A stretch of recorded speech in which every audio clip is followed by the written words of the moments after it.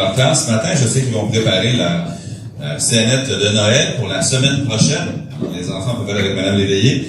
Et nous, on va aller dans Matthieu chapitre 1. Merci à nos musiciens, merci à notre directeur aussi ce matin. Matthieu chapitre 1. Et j'espère que ça éclaire les cœurs un peu d'avoir les décorations de Noël qui sont mises. L'année passée, si je me souviens bien, on les avait mises un peu à l'avance parce qu'il y avait tellement de tristesse avec tout ce qui se passait, avec les confinements, les couvre-feux et tout. On avait décidé de mettre l'arbre un peu plus tôt, mais là, cette année, on a attendu en décembre à cause de la conférence missionnaire surtout. Mais allons dans Matthieu chapitre 1 et on va regarder surtout le verset 23. Je ne vais pas lire de nombreux versets ce matin, mais on va être dans Matthieu chapitre 1. Je voudrais qu'on parle de ce sujet. Emmanuel, Dieu avec nous. La thématique pour le mois de décembre, ça va être assez simple, c'est découvrir Jésus. Et dimanche prochain, on va le présenter comme sauveur. Et évidemment, ce matin, on va regarder comme Emmanuel, Dieu avec nous. Je vais commencer avec la lecture du verset 18 jusqu'au verset 25, même si c'est vraiment le verset 23 qui va nous garder. Voici de quelle manière arriva la naissance de Jésus-Christ. Marie, sa mère, ayant été fiancée à Joseph, se trouva enceinte par la vertu du Saint-Esprit, avant qu'ils aient habité ensemble. Joseph, son époux, qui était un homme de bien, et qui ne voulait pas la diffamer, se proposa de rompre secrètement avec elle.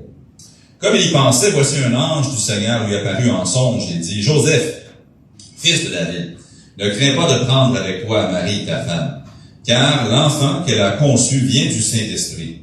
Elle enfantera un fils, et tu lui donneras le nom de Jésus. C'est lui qui sauvera son peuple de ses péchés. » Tout cela arriva afin que s'accomplisse ce que le Seigneur avait annoncé par le prophète.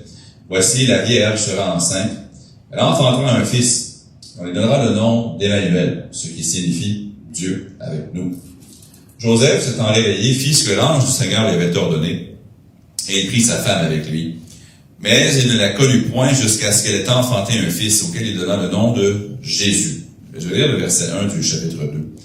Jésus étant né à Bethléem, en Judée, au temps du roi Hérode, voici des mages d'Orient arrivèrent à Jérusalem et dirent, « Où est le roi des Juifs qui vient de naître? Car nous avons vu son étoile en Orient et nous sommes venus pour l'adorer. » Prions. Père, merci pour le fait que non seulement tu as la réponse pour nos problèmes, mais tu es la réponse pour nos problèmes. Merci que tu ne nous as pas simplement envoyé un ange qui pouvait nous assister, nous aider, mais tu es venu toi-même. Tu es venu prendre notre place, évidemment, comme paiement pour le péché, et tu es venu pour nous donner tout ce dont nous avons besoin afin de pouvoir marcher dans toutes circonstances, dans toute époque, aussi pénible, ou aussi difficile, ou aussi éprouvante soit-elle. Seigneur Jésus, notre confiance est en toi. Et le fait que tu ne nous as pas simplement donné des instructions afin de répondre à ce que nous devons faire, mais tu nous as donné davantage même vraiment ta présence, toi-même, la solution. Et aide-nous à tirer les leçons que tu as pour nous ce matin de ces versets, de ce passage, et fais en sorte que nous puissions ensuite non seulement être convaincus par l'Esprit, mais aussi que nous ayons la clarté de savoir comment nous pouvons marcher à la lumière de ces enseignements. Dans le prénom du Seigneur Jésus. Amen. Vous voyez, la société n'a jamais vraiment voulu l'incarnation. La société n'a pas vraiment voulu que Jésus vienne, que Dieu vienne. Ils ont voulu des réponses. Mais est-ce que la société veut vraiment l'incarnation comme telle? C'est plutôt, on pourrait en débattre. Les gens veulent plutôt vendre des choses à Noël. Ils veulent la célébration, ils veulent les lumières, ils veulent la musique, tout ça. Ils veulent le Père Noël, ils veulent les étoiles, les anges et tout. Cependant, est-ce qu'ils veulent vraiment Dieu? Voilà la question. Au marché, ils vont faire jouer de la musique. Ça peut être de la musique de Noël. Des fois, ça rapporte un peu à Jésus, des fois beaucoup à Jésus, des fois pas du tout à Jésus. Des fois, ils vont le mettre en latin pour que les gens ne comprennent pas, comme ça n'offense personne. Mais ultimement, Jésus à Noël n'est pas venu nous offrir de la joie. Il est venu nous offrir Dieu. Tu vas avoir du bonheur, tu peux être heureux suite à un événement, mais à la limite, ce que tu as besoin, c'est pas de changement de circonstances, c'est pas de belles émotions. Ce que tu as besoin, c'est de Dieu. Et dans Matthieu 1, à l'époque de Joseph et Marie, les gens ne voulaient pas de l'incarnation plus qu'aujourd'hui. À l'époque, les gens, ils voulaient la délivrance. Maintenant, qui peut me dire, c'était quoi la puissance étrangère qui avait envahi Israël? C'était Rome. Est-ce que les Romains étaient gentils? C'était comme toutes les forces occupantes de l'Antiquité. Il y en avait certainement qui étaient gentils, mais généralement parlant, il y avait beaucoup d'amertume parmi les Juifs contre les Romains. Beaucoup de brutalité qui se faisait par les Romains. Et les gens voulaient une délivrance de ça. Vous savez, des zélotes. On a Simon le zélote dans la Bible. Eux, les zélotes, c'était des gens qui voulaient, par la force, se débarrasser des Romains. Vous aviez pire que vous aviez les sicarii. On les trouve pas dans le Nouveau Testament, les sicarii, mais les sicarii, c'était des terroristes. Ce qu'ils voulaient faire, les sicarii, c'est d'appeler les hommes du poignard. C'est ce que le mot voulait dire. Cacher des poignards sur leurs vêtements. Puis s'ils pouvaient assassiner un Romain ou un dignitaire romain, ils allaient le faire. Et ils étaient prêts. Aussi, ils s'en prenaient aux Juifs qui n'étaient pas contre les Romains. Donc, c'était des temps tendus, c'était des temps difficiles. Et beaucoup de gens voulaient des changements de circonstances. Ils voulaient que Dieu intervienne pour les débarrasser de leurs problèmes. Que le monde change, que leur monde change. Mais ultimement, c'est pas ce que Dieu a fait seulement. Les gens voulaient de l'aide, mais est-ce qu'ils voulaient l'incarnation? Non. Parce que quand les mages sont arrivés, puis ils ont dit, où est le roi des Juifs qui vient de naître? Les chefs religieux n'ont même pas pris la peine de faire le 8 kilomètres. 8 kilomètres. En fait, 7,98 kilomètres qui séparaient Bethléem de Jérusalem. Même pas aller voir. Ah, le roi des Juifs qui vient de naître. OK. C'est pas ce qu'on veut. Nous, ce qu'on veut, c'est un changement de circonstance. C'est pas lui qu'on veut, c'est ce qu'il peut faire. Maintenant, ma question pour vous ce matin, c'est, est-ce que vous voulez des interventions de Dieu ou vous voulez Dieu lui-même? Voulez-vous que Dieu agisse pour vous ou est-ce que vous voulez Dieu lui-même? À Noël, vous savez, vous pouvez commander un cadeau sur Amazon puis le faire livrer chez qui vous voulez. Est-ce que ça remplace vraiment votre présence? Mes parents habitent à peu près à 1h15 de chez moi. Je pourrais, si je voulais, aller sur Amazon, commander un colis, le faire livrer chez eux, puis quand ma mère me dirait « Hey, Éric, je t'ai pas vu à Noël, t'es pas venu nous visiter. » Non, mais je t'ai fait livrer un colis, et où le problème? Je pense pas que ma mère prendrait ça. Maintenant, je sais pas, c'est sûr que c'est pas tout le monde qui peut physiquement aller être avec leurs proches à Noël, mais si vous aviez le choix entre physiquement aller et être avec votre famille et leur faire parvenir un colis, je pense que 100% d'entre nous, on choisirait la présence. Et ultimement, à Noël, Dieu ne nous a pas juste envoyé une bénédiction, il nous a envoyé lui-même. Il est venu. Emmanuel, Dieu, avec nous. Noël, c'est infiniment plus qu'une intervention dans nos épreuves. C'est la présence de Dieu avec nous. J'aimerais qu'on remarque premièrement au verset, dans le chapitre 2, le verset 1, que Dieu est avec nous dans une époque difficile. Maintenant, ça peut paraître, peut-être qu'on passe rapidement par-dessus quand on lit le récit, mais remarquez, Jésus étant né à Bethléem, en Judée, puis là, ça peut paraître banal, mais ça dit, au temps du roi Hérode. Pourquoi est-ce que Matthieu prend la peine de nous dire que c'est pendant le temps du roi Hérode? Maintenant, oui, peut-être que c'est en partie pour donner une date. C'est pour que les lecteurs sachent, oh, voici une année approximative quand c'est arrivé. Mais, vous savez, Hérode, il est né, il est mort à peu près à la même année que Jésus est né. Okay? Le roi Hérode, le grand, un des derniers actes crapuleux qu'il a fait, c'était de faire massacrer les enfants de Bethléem. Il est mort à peu près à l'époque de la naissance de Jésus. En fait, quand Joseph revient d'Égypte, c'est son fils Archélaüs qui règne à sa place. Donc, Hérode, il avait vécu longtemps, régné longtemps, puis là, il est à la toute fin. Mais c'est un homme qui a carrément perdu la raison, là. C'est un homme qui a fait massacrer sa propre famille parce qu'il avait peur que ses propres enfants prennent son trône. C'est un homme qui était rendu paranoïaque, c'était un homme qui avait toutes sortes de difficultés. Mais imaginez vivre dans une société où ton roi est rendu fou. Il fait massacrer des gens juste par soupçon. Les choses horribles. Mais c'est une époque vraiment difficile. Des fois, on pense que nous, aujourd'hui, nous vivons dans une époque difficile. Oui, les choses sont difficiles, parfois. Vous savez, il n'y a jamais vraiment eu une époque facile. Ah, peut-être qu'il y a 200 ans, la moralité était meilleure, mais la médecine ne l'était pas, par exemple. Même si on retourne ici, juste aussi au Québec, si on retourne de 50, 60 ans, lisez les biographies des gens qui ont vécu, mettons, 75 ans, tiens. Beaucoup de familles avaient connu la mortalité d'un enfant ou de 2 enfants. C'était courant. Il y avait cette difficulté-là. Il y a certaines personnes qui voudraient changer de circonstances parce que c'est difficile. Puis moi aussi, des fois, je me dis, si je pouvais changer mes circonstances, ça changerait tout, je serais mieux, je serais plus heureux. Mais vous savez, les déménagements n'enlèvent pas le désespoir. Tu peux partir, puis aller ailleurs, puis tu trouves que tu as du désespoir là aussi. Les retours dans le passé ne vont pas régler les problèmes. On n'a pas besoin de changer de circonstances. Ce qu'on a besoin, c'est de Dieu. Vous pouvez être bien, j'essaie de choisir mes mots, là, mais dans la circonstance que vous vivez maintenant, si Dieu est avec vous. Tu peux être malade puis être joyeux. Tu peux connaître la douleur et être joyeux. Honnêtement, certaines des personnes les plus joyeuses que j'ai rencontrées de ma vie sont des gens qui avaient des problèmes lourds. Mais c'était soutenu par quelqu'un de plus grand que leurs problèmes. Et son nom, c'est Jésus. Changer les circonstances, tout le monde, je vous le souhaite. Plus souvent, on se le souhaite les uns aux autres. Je te souhaite la santé, je te souhaite la prospérité, je te souhaite. Mais ultimement, même si tu pouvais créer les conditions parfaites pour quelqu'un, tu ne leur as pas donné le bonheur. Parce que le bonheur, ce n'est pas des circonstances. La joie, c'est une personne. Et son nom, c'est Jésus. Maintenant, réfléchissons un peu plus profondément ici à Matthieu 2:1. Jésus étant né à Bethléem, en Judée, au temps du roi Hérode. Dieu donne le plus grand des remèdes à ce qu'on pourrait dire la pire des époques. Maintenant, encore, on vient juste de dire que les époques ne se comparent pas. C'était pas la pire des époques littéralement, mais Hérode, là, ça serait l'équivalent de Kim Jong-un, en Corée du Nord. Des gens vont parler de Vladimir Poutine aujourd'hui, ils vont parler dans le passé de Staline, on va parler de différents autres, de Hitler, d'hommes cruels, mais vous pourriez facilement mettre Hérode le Grand dans cette même catégorie-là.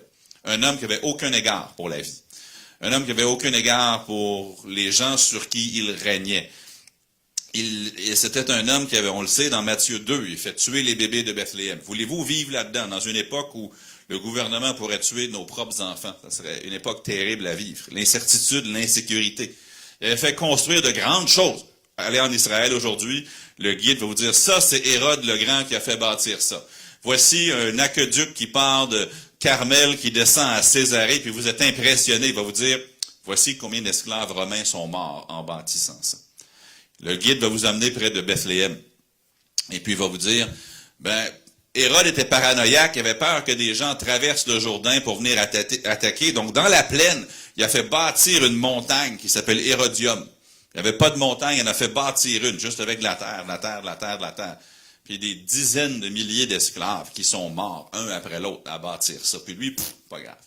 C'était pas un homme de bien. C'était une époque difficile. Comme je l'ai dit, il a fait tuer sa propre famille dans sa paranoïa pour ne pas perdre son trône. Même les gens le détestaient tellement, Hérode, là.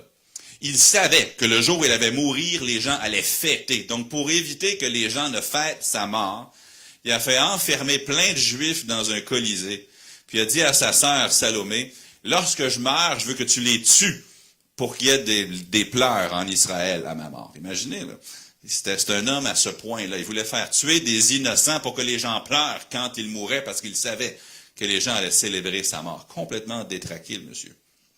Mais ça, c'était la circonstance. Au temps du roi Hérode. Honnêtement, si on avait à choisir un moment pour vivre, ça n'aurait pas été là. Ça n'aurait pas été à Bethléem, en Judée, au temps du roi Hérode. Ça, c'est pas le moment où tu veux naître.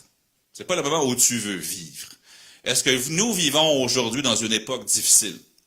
Je vous laisse décider. Est-ce que c'est difficile? Je sais très bien qu'il y a un rejet de Dieu qui est généralisé dans la société. Je sais que la moralité et les lois qui sont supposées la soutenir sont bafouées, sont changées rapidement. Élever des enfants dans cette confusion-là, ce n'est pas simple. Mais ce dont nous avons besoin, ce n'est pas tellement d'une transformation de notre époque. Ce dont nous avons besoin, c'est sa présence avec nous. Et lorsque Dieu a vu la circonstance, au temps marqué, Jésus est venu. Et Dieu est venu. Parce que Emmanuel signifie Dieu avec nous. Ce que nous avons besoin, ce n'est pas une transformation de l'époque dans laquelle nous vivons, c'est que Jésus soit dedans avec nous. Aucune époque n'est au-delà de nos forces. si Emmanuel, Dieu, est avec nous. Mais j'aimerais remarquer deuxièmement que Dieu est avec nous dans des circonstances difficiles. Maintenant, on parlait globalement, c'était un temps difficile, une époque difficile. Mais même dans cette époque difficile, il y a des individus qui ont des problèmes. Avez-vous des problèmes dans votre vie? Sûrement. Peut-être que même vous avez des problèmes que les gens autour de vous dans l'Église ne savent pas. Il y a des gens qui ne sont pas avec nous ce matin. Pourquoi? Parce qu'ils vivent des problèmes. Ils ont des maladies ou ils ont des empêchements, des problèmes autres qui les empêchent de venir ou d'être ici aujourd'hui. Tout le monde a des circonstances difficiles. Êtes-vous découragé? Êtes-vous déprimé? Est-ce que vous êtes stressé? Est-ce que vous êtes malade? Est-ce que vous vous sentez rejeté? Est-ce que vous avez de l'amertume? Quelqu'un vous a fait du mal. Je pourrais continuer. Tout le monde a des circonstances difficiles. Remarquez les versets 18 et 19. Voici de quelle manière arriva la naissance de Jésus-Christ. Maintenant, ça serait beau si ça disait tout simplement, il y avait une crèche avec une étable, et Jésus fut né dans l'étable, et les bergers vinrent l'adorer, et les mages aussi, la fin. Ça serait beau, ça serait joli, mais c'est pas ce que le texte dit. Marie, sa mère, étant été fiancée à Joseph, se trouvant enceinte par la vertu du Saint-Esprit. Ouch. T'es fiancé. Dans une société où si tu tombes enceinte en dehors du mariage, dans leur culture, dans leurs lois, tu peux mourir pour ça.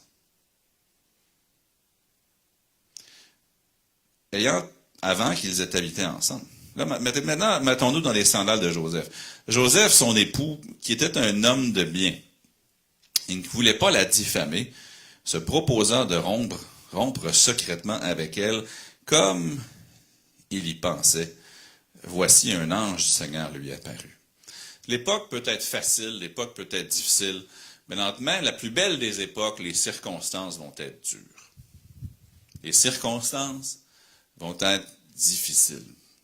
Juste hier, on était ensemble au dîner, puis Eden demandait à sa maman, à Mélissa, pourquoi est-ce que grand-papa et grand-maman n'habitent pas ensemble? Puis là, Mélissa devait raconter que, quand maman avait à peu près l'âge de Daniel, mon papa a décidé d'aller vivre avec une autre femme que ma maman. Puis Eden ne comprenait pas ça. Il disait, ce serait comme si papa partait puis allait habiter ailleurs. Puis dans son esprit de 7 ans, il n'arrive pas à comprendre. Puis là, tu voyais, là, il commençait à avoir les larmes aux yeux, là, juste à l'idée de ça. Puis là, Mélissa disait, ouais, mais, tu sais, elle lui racontait comment Dieu est bon, puis comment Dieu est suffisant, puis tout. On vit, Mélissa, ce qu'elle a vécu, c'est le lot de plus de la moitié des gens, là. Moi, j'ai pas eu à vivre ça, mais Eden, ça l'avait secoué. Il y a beaucoup de gens qui ont des circonstances difficiles. Je me souviens quand on avait à l'église au collège Brébeuf, c'est arrivé, il y avait un jeune enfant qui venait, et puis il y avait cette tendance à s'évanouir et à se frapper le menton sur le plancher, puis on était juste devant l'hôpital Sainte-Justine. Quand tu vas à l'hôpital pour enfants, là, j'allais à l'urgence le voir, puis c'est pas facile. J'ai eu à visiter certains autres enfants à Sainte-Justine ou à Children's, puis tu rentres là. C'est jamais facile d'aller à l'hôpital, mais quand tu vas dans un hôpital pour enfants, il y a quelque chose qui vient te pincer, te chercher. Tu vois un enfant qui sort d'une salle, puis il est chauve à cause de la chimiothérapie, puis tu te dis, waouh, pas facile. Peut-être qu'il y en a d'entre vous qui avez eu à vivre des choses comme ça. Mes parents, quand je suis né, ils ont tout de suite se sont fait donner les mauvaises nouvelles, que j'avais une espérance de vie d'environ 12 ans. Profitez-en, parce qu'à 12 ans, votre garçon va probablement pas être des nôtres. Là, ils ont fait la chirurgie, là, j'ai encore les cicatrices pour sauver ma vie, pour que je puisse vivre plus longtemps que 12 ans. Je suis encore ici aujourd'hui, mais c'était pas facile pour eux. C'était pas évident. Ça, c'est des épreuves médicales que d'autres d'entre vous ont connu des choses encore plus lourdes et plus douloureuses, mais quelle que soit l'époque dans laquelle tu vis, les circonstances personnelles peuvent être difficiles. Et les premiers sentiments vécus par les personnes que Dieu a utilisées dans le récit ici, ça n'était pas des sentiments de joie. Les premiers sentiments qu'on trouve dans l'histoire de Noël, c'est la confusion puis la trahison. C'est comme ça que ça commence. Ça commence par une jeune femme probablement confuse, qui essaie tant bien que mal d'expliquer à papa, puis à maman, puis à Joseph, son fiancé, non, il y a un ange qui m'est apparu, puis il m'a dit que le Saint-Esprit allait survenir sur moi, puis que j'allais tomber enceinte. Come on, Marie, là, sérieux, t'es enceinte, dis-nous, c'est qui le papa? Vous dites, non, moi je pense pas que Joseph a pensé que Marie lui mentait. Moi, je peux presque vous prouver, parce que remarquez ce que ça dit dans le prochain verset, au verset 19. Joseph, son époux, se proposa de rompre secrètement avec elle. Pourquoi? Ça dit ensuite comme il y pensait. Pourquoi est-ce qu'il y pense? Ben, c'est parce qu'il ne croit pas Marie. S'il croit Marie, il n'y a rien à réfléchir. S'il croit vraiment que Marie lui dit, il y a un ange qui m'est apparu, et puis je suis tombée enceinte par la vertu du Saint-Esprit, je cherche pas le papa dans le village, il n'y a pas de papa, c'est Dieu le papa. Comment, Marie? Au moins, elle le courage, Marie, de me dire la vérité. Mais comme il y pensait, je ne sais pas quoi faire. C'est pas moi le papa. Je suis fiancé à une jeune femme qui dit que c'est Dieu le papa. Comment? Ça n'a aucun sens. Il y réfléchit, il y pense.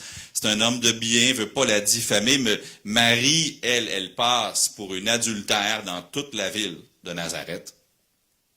Joseph, l'humiliation d'avoir une fiancée qui n'a pas attendu après lui pour le mariage. Elle est sans doute ostracisée. Lui, il est confus. Et Joseph est un homme de compassion parce que il pensait rompre secrètement avec elle, alors que la loi mosaïque disait que dans ce cas-là, c'était la lapidation. Il est en train d'essayer de sauver la vie de sa fiancée, mais cet après-midi, dans la deuxième partie, après la pause, je vais juste dépacter un peu qu'est-ce que c'était qu'une fiançaille, puis quelles étaient les conséquences de ça. Ici, je le ferai pas maintenant ce matin, mais sachez que c'était un couple qui passait par des moments horribles. Des moments horribles. Une femme qui semble être infidèle, une femme qui essaie de faire comprendre que tout ce que nous savons de Luc chapitre 1, un fiancé qui cherche à divorcer sa femme sans que personne le sache, même si les fiançailles avaient été extrêmement publiques, comment veux-tu? Il cherche une solution, il cherche à se sortir de ça. C'est des circonstances vraiment difficiles. Mais j'aime la citation de J.C. Ryle quand il a dit « La grâce est plus forte que les circonstances. » Quelles que soient vos circonstances, la grâce de Dieu suffit. Puis la grâce de Dieu était suffisante pour eux. Puis la présence de Dieu dans notre réalité et dans notre vie sont plus importantes que les circonstances, qu'elles soient belles ou encore qu'elles soient mauvaises. Je ne sais pas comment vos circonstances se rapprochent de celles de Joseph et Marie. Avez-vous été faussement accusé de quelque chose? Peut-être que vous avez perdu un job à cause d'un mensonge qui a été dit sur vous. Peut-être que vous avez des amitiés qui ont été endommagées, voire même perdues, à cause de gens qui disaient des choses sur vous. Bien, bienvenue dans le monde de Marie. Peut-être que vous vous doutez que quelque chose qui se passe dans votre dos. Bienvenue dans le monde de Joseph. Peut-être que vous avez des relations qui s'effritent devant vos yeux. Bienvenue dans leur monde. C'est ça qu'ils sont en train de vivre. Nous, on fast-forward tout de suite pour aller à la crèche à Bethléem, puis tout est beau, puis on fait des petites scénettes de Noël. Mais avant ça, là, c'était des gens qui souffraient de la confusion, la trahison. Je veux pas lire trop entre les lignes, mais pourquoi est-ce que Marie, quand finalement ça commence à montrer plus, elle s'enfuit chez Élisabeth? Parce que ça lui tentait de faire un voyage. Moi, je pense qu'elle s'en allait, simplement pour échapper peut-être à la honte. Encore, je ne veux pas trop lire entre les lignes, mais connaissez-vous des femmes enceintes qui font des voyages de plusieurs douzaines de kilomètres, probablement à pied? C'est pas facile. J'ai lu l'histoire d'un monsieur qui était pris dans une prison en Floride. Puis il écrit « J'ai passé 15 Noëls dans ces conditions moins que festives. Mais une année, ma situation était encore pire. Je l'ai pris dans le confinement. Une prison à l'intérieur de la prison où les soi-disant faiseurs de troubles étaient envoyés. En réalité, j'avais été envoyé dans ce qui est appelé le trou dans la prison parce que j'avais irrité la mauvaise personne. J'allais être enfermé dans une cellule 24 heures par jour jusqu'à Noël et je me suis dit, rien de mémorable ne va arriver ici. La seule chose que je pouvais faire pour quitter ma cellule, c'était prendre une douche de 5 minutes 3 fois par semaine, ce qui n'était pas tellement agréable.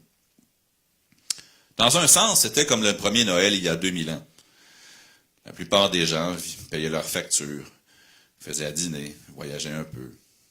Puis les bergers qui travaillaient le shift de nuit ont eu un spectacle céleste d'anges qui ont proclamé « Gloire à Dieu dans les lieux très hauts et paix sur la terre parmi les hommes qui l'agréent. » Et quelques mages ont commencé leur voyage vers Jérusalem, cherchant celui qui est appelé le roi des Juifs. Mais pour le reste du monde, c'était qu'un autre jour, pas de musique de Noël, pas d'escompte au magasin, pas d'arbres illuminés.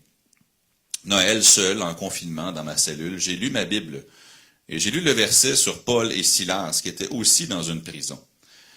Malgré leur terrible situation, ils priaient et chantaient des chants au Seigneur alors que d'autres s'écoutaient.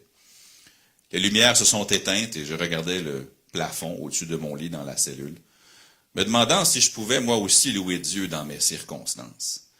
J'entendais une souris qui mangeait quelques craquelins que je lui avais laissés. Soudain, j'ai entendu une voix venant de la bouche d'aération au-dessus de la toilette. C'était Andrew qui était dans la cellule d'à côté. « Joyeux Noël, Roy, me dit-il. Je répondis, « Joyeux Noël, Andrew. » Andrew me demanda, « Connais-tu des chants de Noël? »« Ouais, j'en connais quelques-uns. »« Je vais en chanter un si tu en chantes un. » Que devrions-nous chanter? « Joy to the world. » Il a chanté toutes les strophes et j'ai chanté le chœur avec lui.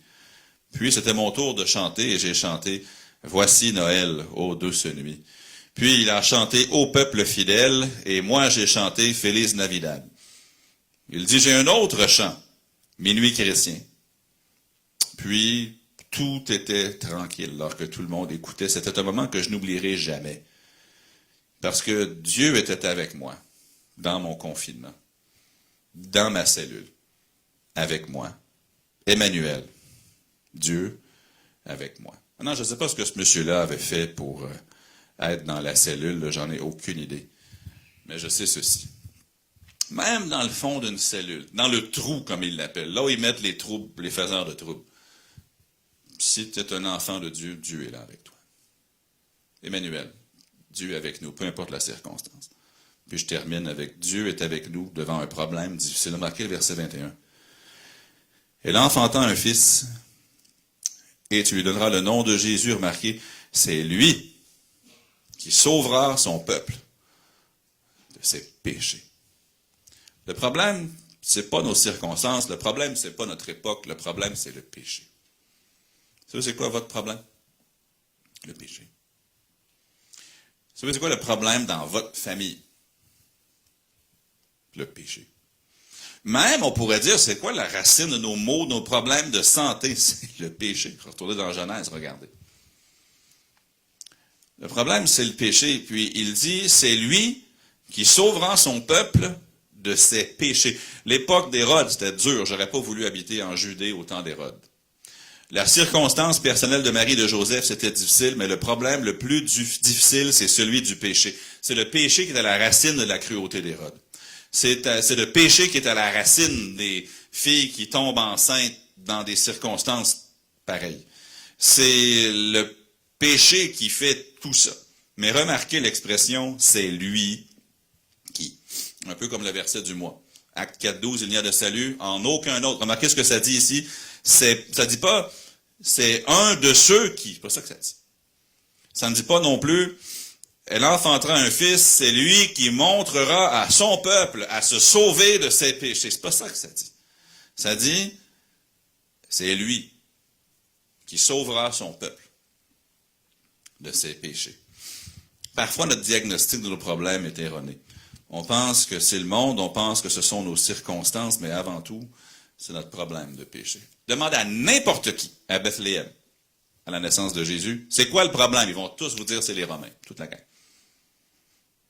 Ah, si on pouvait avoir un nouveau gouvernement, puis on était indépendant de nouveau, puis qu'on avait un roi dans la lignée de David, on serait correct. D'autres auraient pu donner d'autres circonstances. Mais ultimement, le problème, c'est le péché. Si j'allais chez le médecin, puis il me disait, écoute, je peux donner une pilule pour enlever ton symptôme, ou s'il me disait, je peux guérir ta maladie, je prendrais la guérison de la maladie. Oui, des fois, on veut changer les symptômes ou les problèmes de la vie, mais C'est lui qui sauvera son peuple de ses péchés. Le monde, c'est ce qu'ils veulent. Le monde veut enlever les symptômes. On veut la paix sur la terre. Moi aussi, je veux la paix sur la terre. On veut la santé pour tout le monde. Je la veux moi aussi. Mais ça vient seulement par celui qui est venu pour délivrer son peuple de ses péchés. Le problème, c'est le péché. Puis Dieu, avec nous, n'est pas qu'une délivrance politique ou une délivrance personnelle, c'est une délivrance du péché. Dieu est allé beaucoup plus profond que ce que l'homme voulait, que ce que l'homme cherchait. Je pose 2 questions alors qu'on termine. Est-ce que vous cherchez des réparations circonstancielles ou est-ce que vous cherchez vraiment une présence divine? Est-ce que vous êtes juste à la recherche que Dieu améliore vos circonstances ou est-ce que vous voulez vraiment Emmanuel? Dieu avec nous. Dieu peut vous laisser malade, mais vous soutenir dans ça, puis vous aurez autant de joie beaucoup plus de joie même que si vous seriez guéri.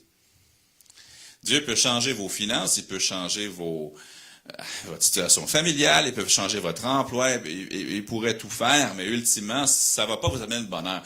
Ce qui vous donne le bonheur, c'est Emmanuel, Dieu avec nous.